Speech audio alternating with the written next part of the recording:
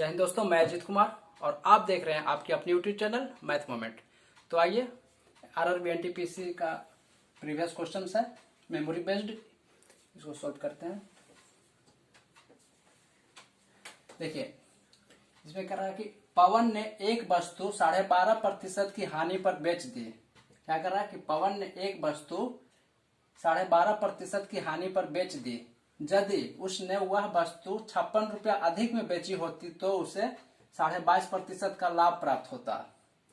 क्या कह रहा है, शुरू में तो वो कह रहा है कि कितने प्रतिशत हानि में बेच दी, 12.5% की हानि पर बेच दी। और यदि कंडीशन है कि यदि 56 रुपया अधिक में बेचा होता तो उसे कितने प्रतिशत का लाभ मिलता, 22.5% का लाभ प्राप्त होता।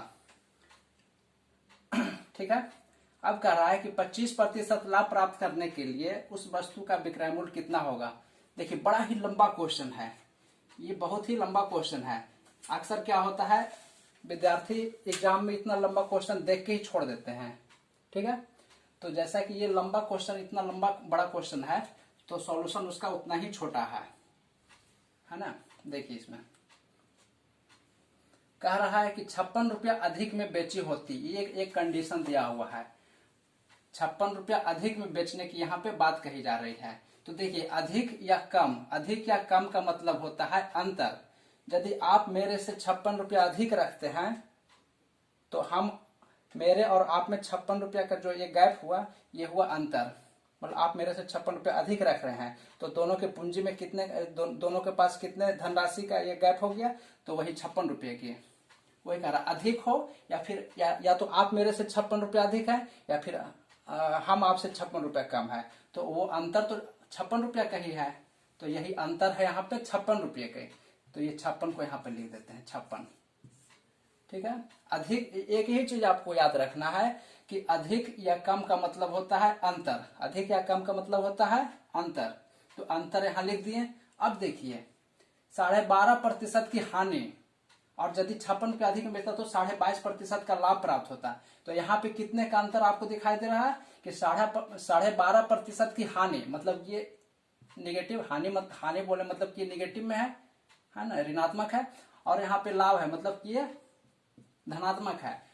तो जब ऋणात्मक और धनात्मक है तो इसका कितने का गैप हो जाएगा, यहाँ पे दोनों को ऐड कर देंगे, दोनों को ऐड करेंगे तो 12.5 और 22.5 कितना हो जाएगा, 35। कितना हो जाएगा, 35। यहाँ पे अंतर कितने का, यहाँ पे अंतर दिया हुआ था 56 का, यहाँ पे कितने का अंतर दिया हुआ था 56 का, और यहाँ पे कितने का अंतर आ रहा है, अंतर आ रहा है 35 का। तो अंतर का कंपेयर अंतर से कर देंगे, अंतर का तुलना अंतर से, और जो निकालना है उससे गुना कर लेंगे। निकालना क्या है, कह रहा है कि 25% लाभ पर वस्तु का विक्रय मूल्य निकालना है। तो 25% लाभ पर तो 125 से इसको गुना कर देंगे। क्या करना है, 125 से गुना कर देना है। अब देखिए कैसे कट रहा है, 7 पचे 35, अब 25 पचे 25 से, और 7 8 56। अब क्या हो गया, 8 गुने 25, 25 8 200। तो कितना हो गया इसका विक्रय मूल्य, 200 रुपया। कितना हो गया विक्रय मूल्य, इसका विक्रय मूल्य निकल आया 200 रुपया। ये आपका बस बन गया।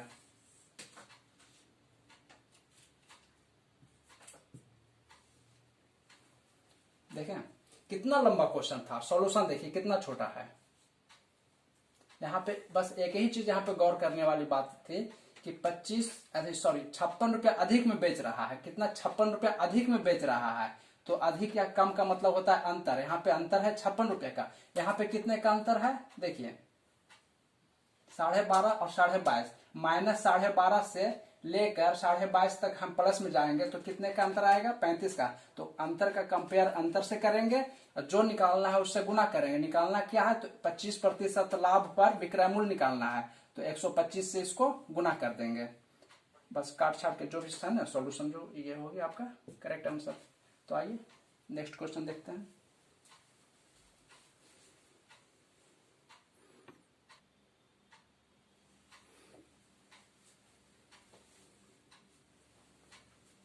आइए नेक्स्ट क्वेश्चन देखते हैं। कोई धनराशि चक्रवृद्धि ब्याज की दर से 5 वर्षों में 2 गुना हो जाती है। तो कितने वर्षों में 8 गुना हो जाएगी। देखिए बड़ा ही छोटा सवाल है और ये अक्सर देखा जाता है कि एग्जाम में पूछे जाते हैं। अभी आरआरबी एनटीपीसी जो एग्जाम चल रहे हैं करीब करीब हर एक शिफ्ट में एक इस टाइप का क्वेश्चन आ रहा है। तो आइए, कोई धनराशि चक्रवृद्धि ब्याज की दर से 5 वर्षों में 2 गुना, सिंपल, 5 वर्षों में 2 गुना,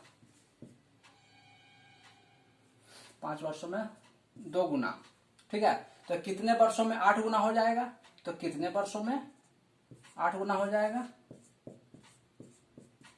8 गुना कितने वर्षों में हो जाएगा। सो देखिए, अब देखिए इसको, अब इस पे हम कितना का होल पावर करें, कितना का पावर डालें ताकि ये दोनों आपस में बराबर हो जाए।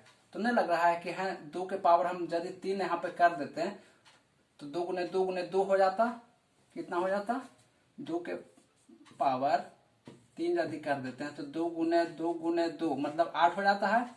अब देखिए ये दोनों बराबर हो गया, 8 8 बराबर हो गया। तो इस पे हम इसको बराबर करने के लिए, इन दोनों को बराबर करने के लिए इसके पावर में 3 कर देंगे। अब जब पावर में 3 कर दिए हैं तो इसका जो भी पावर आ गया है उसको इससे मल्टीप्लाई कर देंगे, इससे मल्टीप्लाई कर देंगे। तो कितना हो गया, 5 गुने 3 बराबर क्या हो जाएगा, 15। तो 15 वर्षों में, 15 वर्षों में आपका आंसर आ गया। कह रहा था कि 5 वर्षों में 2 गुना, 5 वर्षों में 2 गुना, तो कितने वर्षों में 8 गुना। तो यहाँ पे 8, यहाँ पे 2 बराबर कैसे होगा, तो पावर में 3 कर देंगे तो बराबर हो गया। पावर में 3 करने से अब इसके पावर से इसको मल्टीप्लाई कर देंगे तो ये आ गया 15 वर्ष।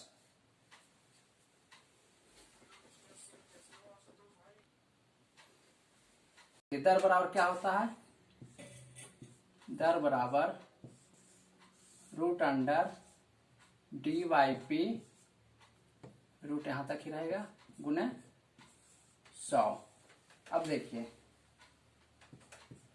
रूट अंडर डी क्या है 72, पी कितना है प्रिंसिपल वैल्यू 5000 रुपया, गुने 100, काटेंगे 36 से ये कटेगा 2 बार में, 2500 से ये कटेगा। अब देखिए रूट अंडर में ये था, रूट अंडर में 36 बटे 2500 गुने 100 है। तो ये यहाँ पे आते हैं, तो रूट अंडर से यदि बाहर निकालना है तो ये क्या हो जाएगा, 6 बटे 50 हो जाएगा गुने 100, 50 से ये कटेगा 2 बार में, 6 दूनी 12, क्या मांग रहा था, दर था, तो दर के लिए यहाँ पे 12%, ये आपका हो गया आंसर। तो इसमें क्या करना था, एक ये जो फार्मूला था आपको केवल याद रखना था, अंतर 2 वर्ष का अंतर दिया रहे, 2 वर्ष का अंतर दिया रहे और प्रिंसिपल दिया रहे तो उससे रिलेटेड आर निकालना है। तो आर बराबर हो जाएगा रूट अंडर डी बटे पी गुने 100, रूट अंडर डी बटे पी गुने 100, जहां पे डी क्या है सी आई और एस आई का अंतर है, पी क्या है प्रिंसिपल वैल्यू है और गुने 100। बाकी ये कैलकुलेशन निकल के जो भी आएगा आपका आंसर हो जाएगा।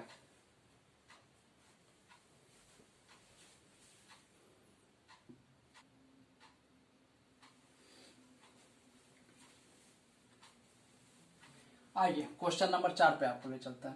कह रहा है कि 11, 13, 18, 17, 19, 12, 14, 10 ये संख्या जो दिया हुआ है इसका परिसर क्या होगा, इसका परिसर बोला जा रहा है। तो इसका परिसर क्या होगा निकालना है। क्या था 11, 13, 18, 17, 19, 12, 10, 14 जो भी गिवन संख्या रहे इसका परिसर। तो परिसर देखिए, परिसर से एक क्वेश्चन मोटा मोटी हर एक एग्जाम में आ रहा है, आरआरबी का हर एक शिफ्ट में आ रहा है। तो देखिए कह रहा है कि परिसर बराबर, फॉर्मूला है परिसर बराबर बड़ी संख्या कौन सी है, जो भी है बड़ी संख्या माइनस छोटी संख्या, बड़ी संख्या में घटा देना है छोटी संख्या को, छोटी संख्या को। अब देखिए बड़ी संख्या यहाँ पे क्या है 19 है, बड़ी संख्या क्या है यहाँ पे 19 है, छोटी संख्या क्या है, छोटी संख्या 10 है, तो ये क्या आ जाएगा 9 आ जाएगा। तो ये आपका हो गया आंसर, यही 9 हो गया आंसर। तो इसका परिसर कितना हो गया 9। तो परिसर बराबर ध्यान रखना है कि सबसे बड़ी संख्या में सबसे छोटी संख्या को हम घटा देंगे, सबसे बड़ी संख्या में सबसे छोटी संख्या को हम घटा देंगे। सबसे बड़ी संख्या यहाँ पर 19 दिखाई दे रहा है और सबसे छोटी संख्या 10 दिखाई दे रहा है, तो इन दोनों का अंतर ही परिसर कहलाएगा। क्लियर है? आइए नेक्स्ट क्वेश्चन पे।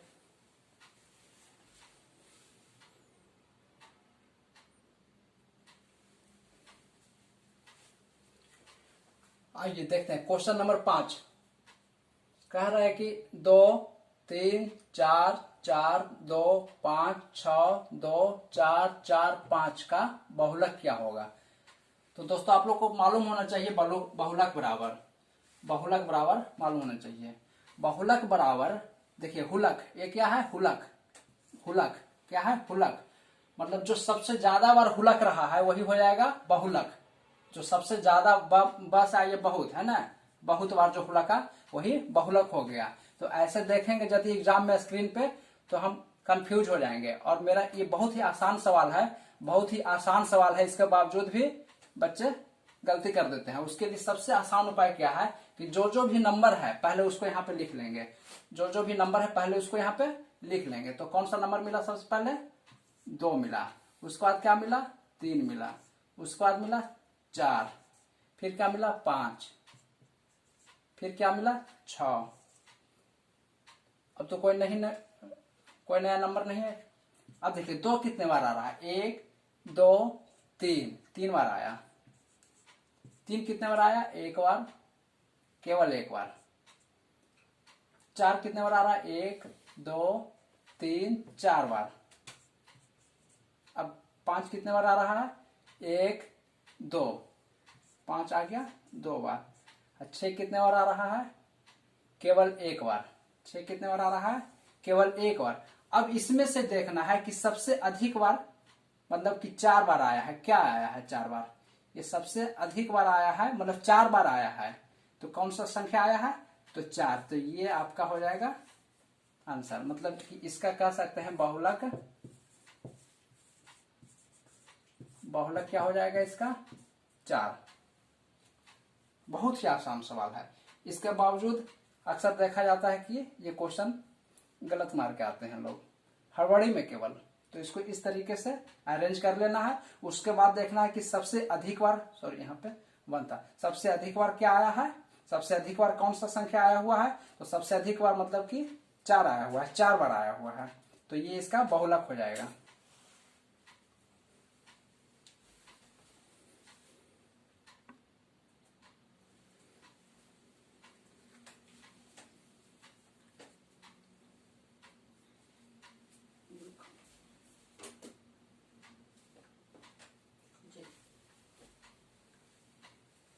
आइए क्वेश्चन नंबर 6। कह रहा कि एक ही प्रकार के 21 वस्तुओं का क्रय मूल्य 15 वस्तु के विक्रय मूल्य के बराबर है, तो लाभ प्रतिशत क्या होगा। क्या कह रहा है कि एक ही प्रकार के 21 वस्तुओं का क्रय मूल्य 15 वस्तुओं के विक्रय मूल्य के बराबर है, तो लाभ प्रतिशत क्या होगा। तो लाभ प्रतिशत यहाँ पे मांगा जा रहा है और क्रय मूल्य और विक्रय मूल्य दिया हुआ है। तो अब लेकिन कह रहा है कि 21 वस्तुओं के क्रय मूल्य और 15 वस्तुओं का विक्रय मूल्य आपस में बराबर है, तो लाभ प्रतिशत निकालना है। तो देखिए यहाँ पे क्रय मूल्य और विक्रय मूल्य दोनों दिया हुआ है, केवल हमें पहचानने की जरूरत है। क्रय मूल्य और विक्रय मूल्य दोनों दिया हुआ है, क्या है यहाँ पे पहचानने की जरूरत है। तो अब देखिए क्या कर रहा है कि 15 वस्तुओं का विक्रय मूल्य, तो 15 वस्तु का जो विक्रय मूल्य है वो 21 वस्तुओं के क्रय मूल्य के बराबर है ना। तो ये 15 क्या हो जाएगा मेरा क्रय मूल्य हो जाएगा। यहाँ पे क्या हम लिखेंगे क्रय मूल्य, हिंदी में आता है, यहाँ पे क्या लिखेंगे हम क्रय मूल्य। क्रय मूल्य यहाँ पे 15। अच्छा विक्रय मूल्य कितना है, विक्रय मूल्य 21, विक्रयमूल विक्रयमूल विक्रयमूल 21। कहने का मतलब उलट दिए, कहने का मतलब ये हुआ कि हम उल्टा करके लिख दिए। 15 वस्तु का जो विक्रयमूल था तो विक्रयमूल वाला हम क्रयमूल में लिख देंगे, 21 वस्तु का जो क्रयमूल था तो क्रयमूल वाला हम विक्रयमूल में लिख देंगे। विक्रयमूल वाला जो है संख्या दिया हुआ वो हम क्रयमूल में लिख देंगे और क्रयमूल वाला जो संख्या है उसको हम विक्रयमूल में लिख देंगे। अब देखिए इसको काटेंगे, 5 तिया 15 और 7 तिया 21 है ना। तो 5:3 ये आ गया इसका, है ना, छोटा फॉर्म में आ गया, शॉर्ट फॉर्म में आ गया 5:7। अब देखिए क्रयमूल दिया हुआ है, विक्रयमूल दिया हुआ है, लाभ प्रतिशत मांग रहा है। तो क्रयमूल विक्रयमूल दिया हुआ है, लाभ प्रतिशत मांग रहा है, तो हम लोग को पता है कि पहले इससे लाभ निकाल लेंगे। लाभ यदि निकल जाएगा तो लाभ प्रतिशत का फार्मूला यहाँ पे अप्लाई करेंगे, लाभ गुने 100 बटे क्रयमूल, वहां से लाभ प्रतिशत निकल जाएगा। और यदि आप ये सब नहीं करना चाह रहे, इतना लंबा आपको नहीं करना है, तो सिंपल प्रतिशत में है लाभ मांगा जा रहा है, प्रतिशत लाभ। तो प्रतिशत लाभ या प्रतिशत हानि का गणना हमेशा 100 पे करेंगे, हमेशा 100 पे करेंगे। क्रयमूल को हम 100 में चेंज कर देंगे तो सारा सॉल्व यहीं पे हो जाएगा। तो इसको 100 में करने के लिए क्या इसमें करना पड़ेगा, 20 से मल्टीप्लाई करेंगे, 25 100। तो अच्छा, जब रेशियो में क्या होता है कि 20 से जब इसको करेंगे तो इसको भी तो 20 से करेंगे। देखिए ये हो गया 100 और यहाँ क्या हो गया 140। मतलब कि 100 रुपये में बेच के 140 रुपया कमा रहा है। 100 रुपये में खरीद कर 140 रुपये में बेच रहा है। तो सीधा सीधा यहाँ पे दिख रहा है कि 40% का यहाँ पे लाभ हो रहा है, 40% का लाभ हो रहा है।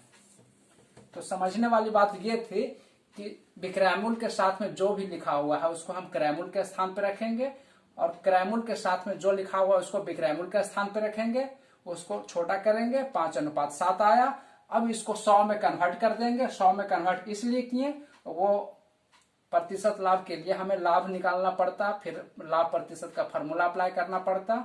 उससे बचने के लिए हम इसको 100 में बदल देंगे। और जब ये क्रयमूल 100 हो गया तो विक्रयमूल 140 है, तो 100 पे ही गणना होता है प्रतिशत लाभ प्रतिशत हानि का, तो 40% का लाभ। तो सेशन आप लोग को कैसा लगा ये हमें कमेंट बॉक्स में कमेंट करके बताएंगे। और वीडियो को जितना अधिक से अधिक आप लोग है ना शेयर करना है, ग्रुप में कीजिए, ताकि अधिक से अधिक लोगों को इसका RRB NTPC फिलहाल जो एग्जाम चल रहा है उसमें फायदा हो सके। ठीक है, सेशन को समाप्त करते हैं।